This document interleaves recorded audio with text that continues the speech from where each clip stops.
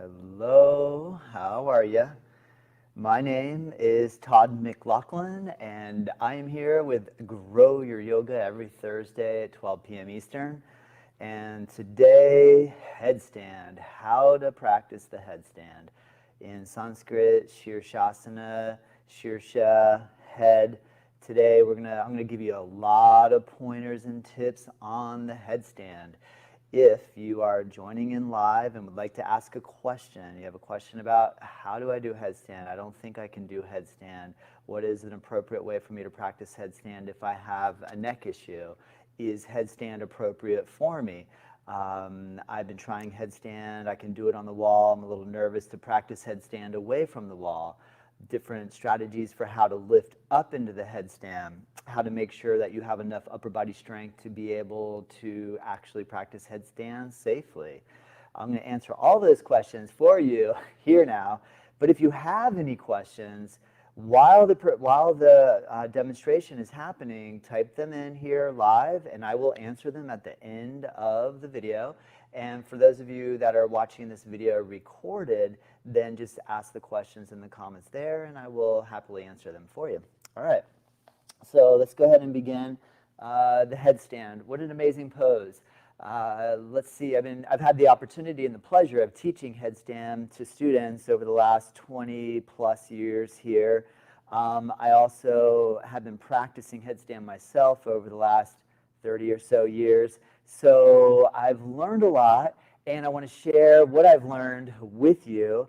Now, the first thing I want to point out at the beginning, I just got to get this out on the table right away. Headstand is not appropriate for everybody.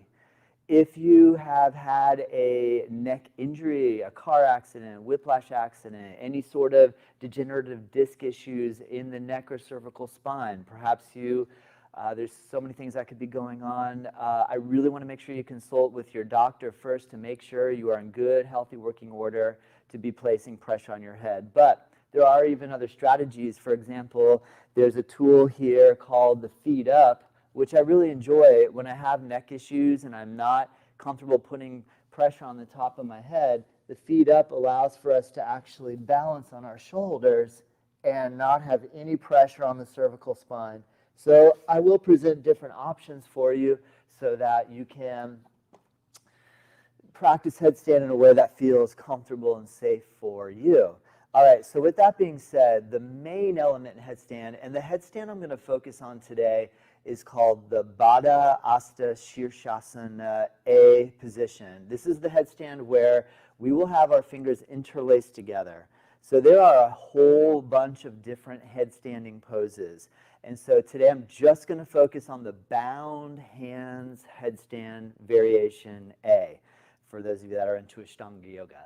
All right, so what that means is that what I'll have you do first is come down onto your hands and knees, and first we're going to learn to set up the positioning of the arms. So interlock the finger grip, and the main idea is to have the elbows about the width of the shoulders. One of the biggest mistakes a lot of new headstand practitioners make is they take their elbows a little too wide. And the reason that the elbows shoulder width works is because you're creating a triangle shape really in relation to the hands and the elbows. So this is a very stable shape in geometry. If we take the elbows out wide, we now are balancing on like a little rolling pin surface. So by actually bringing your elbows about the width of the shoulders, you now have a very stable triangular base. And the way that I have all of our students that are brand new to yoga start, or brand new to headstand even, start practicing headstand is with a pose that we commonly call dolphin, which basically is a forearm stand. So you come down onto your elbows and not touch the head on the floor.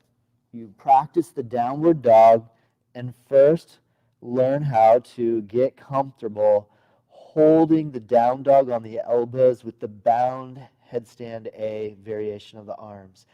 And so what this does is it helps us to learn how to strengthen our shoulders and the upper body. With the shoulder placement, generally speaking, we are going to attempt to not scrunch our shoulders up around the ears.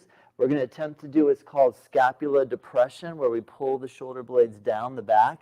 And we might even employ what's called external rotation, where we take the shoulder blades and either protract or broaden them across the back. All right, so once we practice for a couple years, no, I'm kidding, for at least a couple weeks doing the dolphin pose to build enough upper body strength to now start applying a little bit of pressure onto the top of the head, the next thing we do is place the head on the floor. And what I recommend is that there's a lot of debate about, should I rest right on the crown of my head? Should I rest a little bit toward the hairline on my head? Should I have my chin tucked a little bit and rest a little bit more on the back of the crown? And my answer on this is we have to figure out what works well for you. The main thing is that you really got to pay attention to your body. If you have pain in your neck when you do headstand, I suggest do not do headstand. Trust me, I have learned the hard way here doing complicated headstanding poses and actually tweaking my neck. And there's a lot of debate about should we even be upside down on our head anyway. If the cervical vertebrae are a lot smaller than the lumbar vertebra, we're designed to actually be in an upright position where the majority of the force and energy is being borne by the expansive element of the lower lumbar vertebra. And the cervical vertebra, we have what's, at the tops, the first 7 spaces, or sorry, vertebrae, C1 through 7. Are we designed to have our bodies upside down on them? Well, when we're young and fit and we have never had an injury, yeah, you can do headstand, no problem. But if you do have a history of neck displacement issues, I highly recommend not putting weight on your head. But with that being said, I mean, I got to be honest with you, it's how it is. So with that being said, what we're going to do in the beginning when we go to put our head down onto the floor is I suggest just coming down to the crown of your head, the top of your head. But a good way to do the arms is hands is your fingers are interlaced and you allow for the heel of the palms to separate a little bit so that you create a space for your head to rest into. So there is a way to do the headstand where you have your fingers interlaced and you have your heel of palm together and you have your head kind of resting in that little groove there. That's a little bit more challenging though. So as a beginner, I suggest have the heel of the palm separate and go ahead and just kind of cradle the back of your skull, your cranium, your skull with your hands. All right. So now that we have that, the next thing to try is to align the elbows, like we said, shoulder width apart, separate the heel of the palm, and allow for the top of your head to land down onto the ground. And I know I have my microphone on, so I hope the sound is okay for you. So what we're going to do here is that the next thing is to try to bring the hips up like we were doing in the dolphin pose, but here in the headstand. And I actually suggest that you practice your headstand like this for a couple of weeks before you start trying to lift up. So the one thing that is really important is that you don't go up and you don't fly up or kick up and then fall over, boom, and land right, on your back and then get injured and not ever want to do a headstand again. It's really important that you work these steps one at a time. Don't rush ahead. Don't jump to Z right away. Start with A, B, C, and we're going to step by step. All right, so remember, step 1 will be build your strength in the dolphin. Step 2 is going to be to set up the alignment for the head on the floor and the hands cradling the head. Step C will be to raise your hips up and to start to bear a little bit of pressure down onto the head. Now, the first thing we're going to try to do is watch how my hips are coming forward. I'm coming up on my tippy toes, and now I'm rocking back and bringing my hips back above my elbows. The key in headstand is to start to work the leveraging point where we tip the hips above the elbows or head, and then when we come down, we'll actually lower them down this way. This is a really important step, and what we find is that our hamstring flexibility is the big determining factor in that movement. If you have the ability to fold your body over your legs and stretch your hamstrings, then this motion of lifting the hips above the head is going to be a lot easier, because when we tip the hips above the head, we're basically increasing the flexion motion of our thighs against the belly. So that's where most people get stuck. If your hamstrings aren't open enough, then the headstand is very difficult to get up into safely without throwing yourself up into the air. So what I suggest is start working a little bit more. Don't worry about headstand yet. Do the dolphin for a while and start building your hamstring flexibility in poses such as Padahastasana or any of these forward folding positions. Gradually your hamstrings will start to evolve and loosen, so be very patient. Don't rush, don't hurry. All right, the next step, I'm just running through the steps again just to keep it really simple. First you start with dolphin, then you work on bringing the top of your head to the ground. Then you try with the dolphin with the head on the ground. And then you start walking your toes in a little bit closer. This is where everybody makes the mistake. They lift one leg and they kick their legs up into the air. Right now, for the purpose of this demonstration, I do not want you to kick your legs up in the air. What I want you to try to do is walk your toes in and just bend one knee and try to bring the knee into the chest. And this foot, I want you to bend your knee and bring the heel toward the hip. And then try the other side. Put that foot down. Take one knee, bend it, bring it into the body, and take the heel and bring it toward your hip. This is the key right here. Starting to come into a little ball shape where we can get both of our feet together with our knees bending. Now I'm going to slowly raise my knees up, keeping my knees bent. I'm going to slowly peel the knees away from the chest. And then once I have my knees away from the chest, I'm going to slowly raise my legs up above my head, creating a headstand position. Coming back out, slowly bending the knees. Next, slowly bending into the hips, keeping the balance the entire time. Once I'm down low, I'm going to touch one foot, the other foot, and then come all the way down. And after holding an inversion like headstand, the idea is to keep in a child's pose for a little bit to let the circulation normalize from the top of the head. Sometimes when you come up really fast, it just creates a little bit of a dizzy sensation. So give a little bit of time for the homeostasis of the blood flow in the body to normalize. All right, so, well, the next question I know you have is, that's great, Todd, but that's so much easier said than done. I can't do that. Well, I understand. So what I'm going to do is give you tips and tricks on how to build up to that. One of them is, here I have a chair. Now you do have to be careful using a chair because the chair can tip over. But watch what I'm going to do. I'm going to place the chair at about the right positioning. I'm going to try to put my feet up on the chair. Now, another thing I want to bring up is that there's an idea that, here's a piece of paper, when we're holding headstand, that while, I'm going to imagine my both arms are in headstand right now, that while I'm in headstand, I'm actually pushing down so strong that my head, I could take a piece of paper and slide it between the floor and my head, I'm not actually bearing any weight down on my head at all. That is really hard to do. That is a very difficult thing to do. So I realize that, I understand that, and I know most beginners will not do that. You're going to have all of the weight on your head, but what I want you to start to think about is, can I have my head lightly touching the floor, but push down enough that it's not bearing all the weight on the neck, I'm actually bearing the weight on the forearms.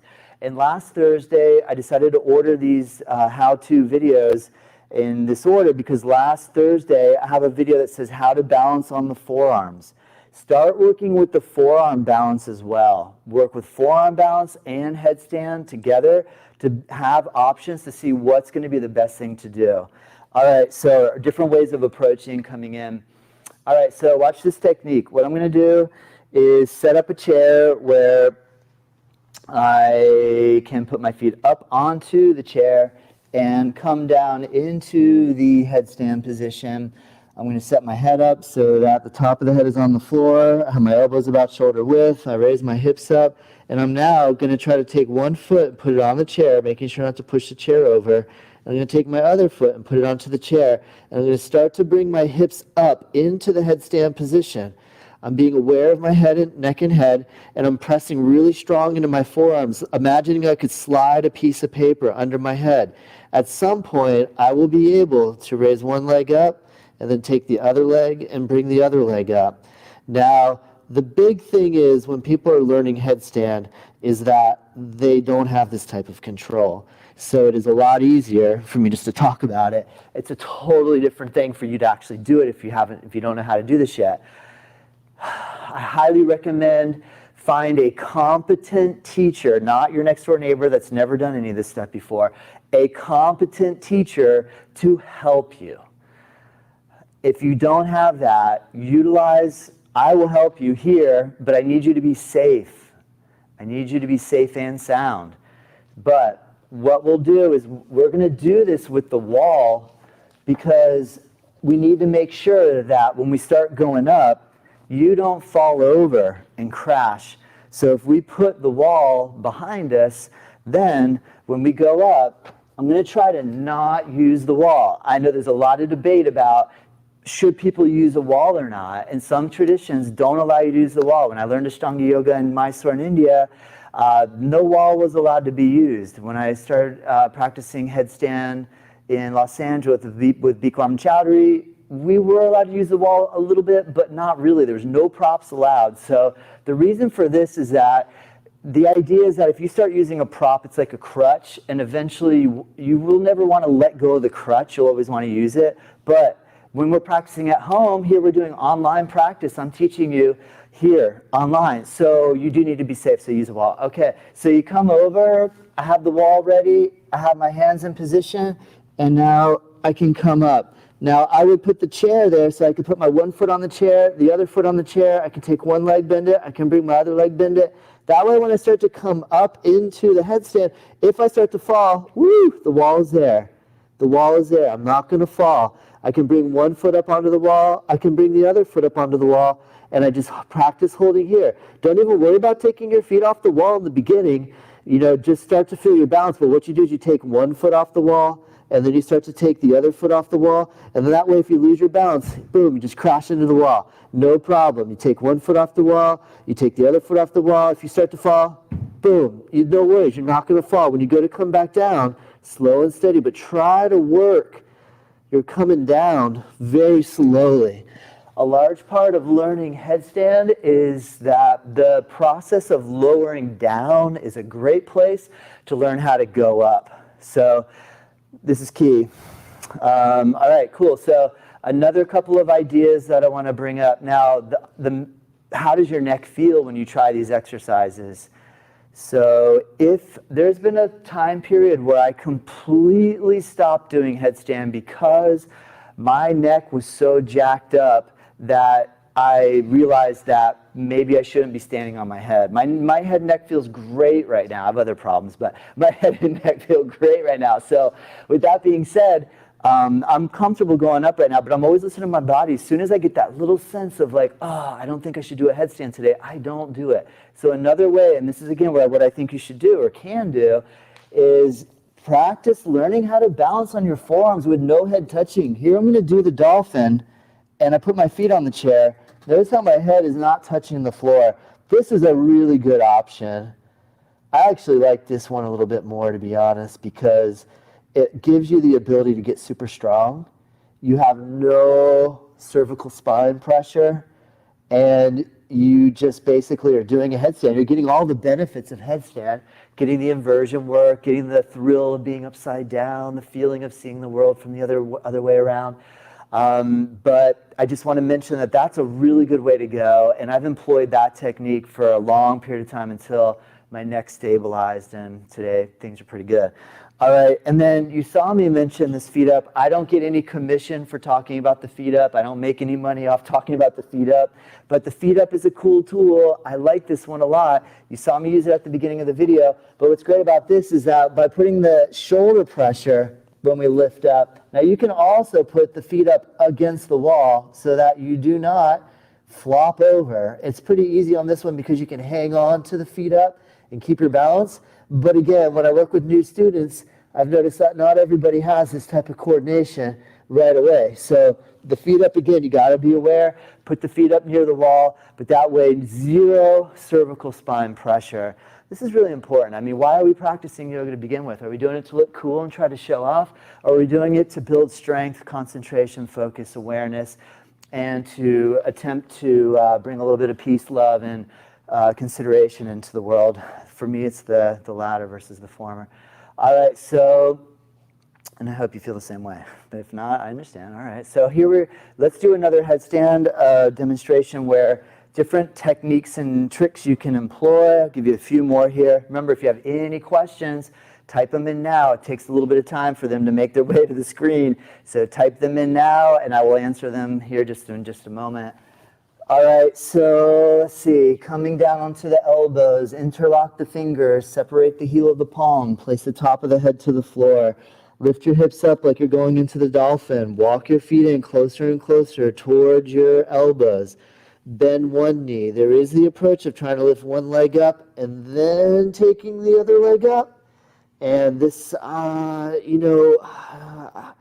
yeah, I mean, realistically, the reason that this is probably what you're going to need to do is because the hard thing right here is this sort of action. This action right here, we got to curl like a ball and push the weight forward so you can get your foot up. This is so tough to do. It'll take a lot of time to learn how to do this, to be honest. So that's why if you start working with one leg up, but definitely have the wall there, so when you go to bring your other leg up, you're safe and sound. And remember, your feet will touch the wall. You'll take one foot off the wall. You'll take the other foot off the wall, and you'll find the balance. Now, one idea. With your legs, squeeze your legs together. Don't let your legs kind of dangle out in these different positions unless that's what you're trying to do. But if you take your legs and you squeeze them together and point your toes, work really strong through your body. Now, some advanced technique. Notice that here I'm doing a little bit of a back bend. And what we'll try or attempt to do is to straighten or stiffen the body. So you take the ribs in and you take your legs directly above the body. So that's something that we can work toward over time. And another little side note, sometimes this action right here, notice how my hips are going so far forward that this is behind me basically, that this does put a lot more pressure on the neck. So you have to be very careful when learning that motion. And then there is the other way of entering where we just take a pike. And this is called a half headstand position. Notice I'm lowering my legs down, and we come all the way down with straight legs. So we start to build the ability to raise up and down with straight legs the entire time. Again, this is more advanced, so we don't need to worry about any of that just yet. Uh-oh, my microphone.